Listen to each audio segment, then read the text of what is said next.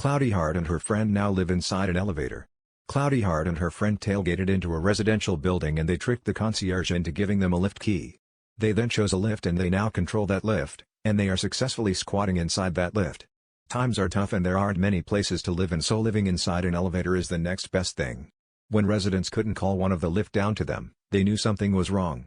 Then as the concierge inspected the elevator that wasn't moving anywhere, inside he could hear Cloudy Heart and her friend.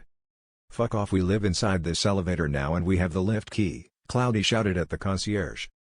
Now they did want to call the lift guy, but squatting laws will now need to be enacted, plus the lift guy did not want to be put under a situation where he could get hurt. Everyone could hear Cloudy and her friend enjoying their new home, which was inside an elevator.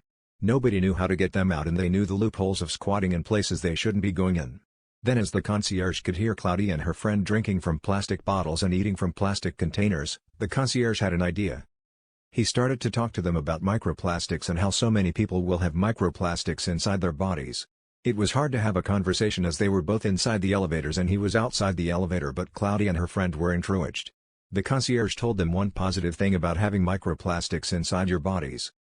"Having so much microplastics inside our bodies will make us bad conductors of electricity," the concierge told Cloudy and her friend. Cloudy's friend was the most intrigued by this and she wanted to see if she was a bad conductor of electricity. Cloudy and her friend are constantly eating out of plastic covers and drinking out of plastic water bottles.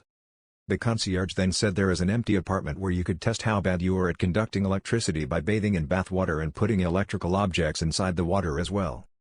Cloudy's friend wanted to try it and she went to that empty apartment. The concierge drew a bath for her and gave her an electrical equipment to take with her into the bath. Cloudy's friend died of electrical currents going through her body. Cloudy came out of the lift crying for her friend, but the police were called and came in just in time.